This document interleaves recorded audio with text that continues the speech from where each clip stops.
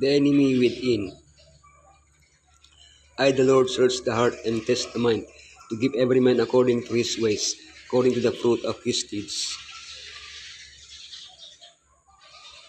After an illogical military tactic, the walls of Jericho fell. Israel entered the city and razed it to the ground. Victory whose Elohim's, since Israel had little to do with it.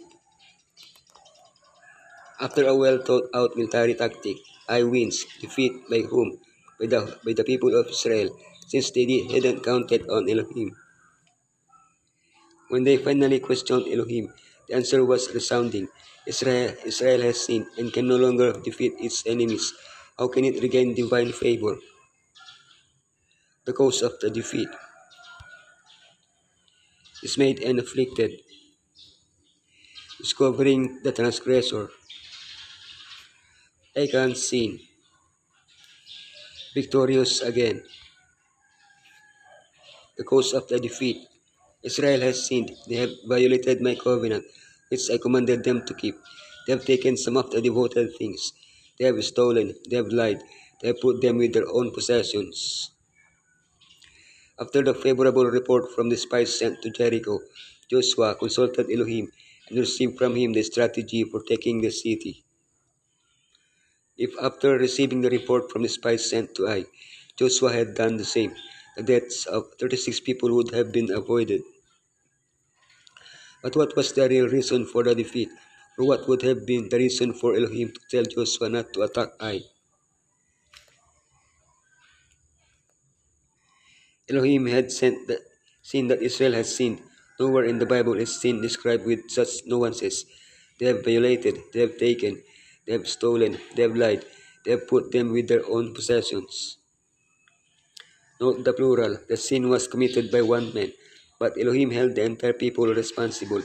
They had broken the covenant. Sin had to be rooted out so it could be restored. Dismayed and afflicted. And Joshua said, Alas, sovereign Lord, why did you ever bring these people across the Jordan to deliver us into the hands of the Amorites to destroy us? If only we had been content to stay on the other side of the Jordan. Joshua and the elders were dismayed by the defeat at Ai, and they showed clear signs of mourning. Joshua then reacts with an tantrum similar to Israel's repeated reaction during their 40 years of wandering. Why did you bring us across?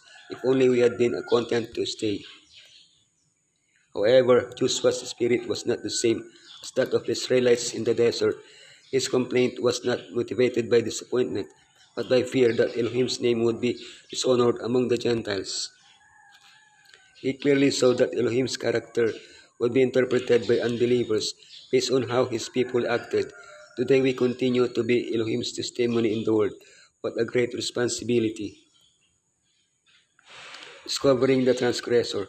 In the morning, present yourselves tribe by tribe. The tribe the Lord chooses shall come forward, clan by clan. The clan the Lord chooses shall come forward, family by family. The family the Lord chooses shall come forward, man by man. To remove corporate sin, the guilt of the entire people, the sinner had to be eliminated.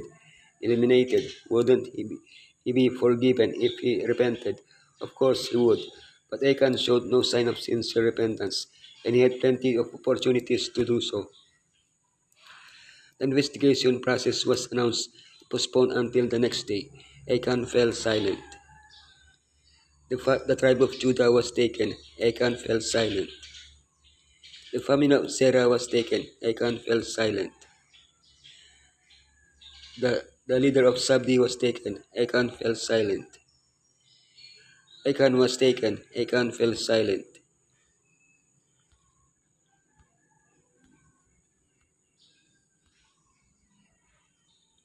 Reflecting divine kindness and love, Joshua asked Achan to confess his sin. Achan's case was lost. He confessed, but he didn't ask for forgiveness. Yet Elohim mourned over his hardness of heart, demonstrated in every call to repentance. Achan's sin. When I saw in the plunder a beautiful robe from Babylonia, 200 shekels of silver and a bar of gold weighing 50 shekels, I coveted them and took them. They are hidden in the ground inside my tent. with the silver underneath. Joshua asked Achan to give glory to Elohim and confess his sin. It was his last chance. If when he confessed, he had asked for forgiveness, but he didn't, and there was no forgiveness for him. Like Eve, Achan saw, desired, and took, and his sin afflicted many. Like Ananias and Sapphira, Achan took some of the cursed things dedicated to Elohim and paid for them. The decisions Achan made in Jericho were diametrically opposed to those of Rahab. Rahab, she had the spies on the roof. She acted kindly toward Israel. She made a covenant. She favored victory because of his faith. She made a covenant with Israel. She freed his life and that of her family. Achan, she hid the loot in the ground. It brought trouble to Israel. He caused defeat by his works. He broke the covenant of Israel. He died with his family. Victorious again. Then the Lord said to Joshua, "Do not be afraid, do not be discouraged.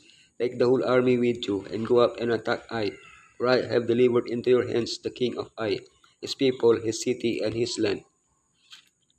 As in Jericho, Elohim provided Joshua with the strategy to gain victory over Ai. During the night, an ambush was set up in the city. At dawn, the army approached Ai and pretended to flee before them again. As Moses raised his staff until he had victory over the Amalekites at Elohim's command, Joshua raised his weapon, probably a sickle sword used by the Egyptians, and kept it raised until he had completely victory.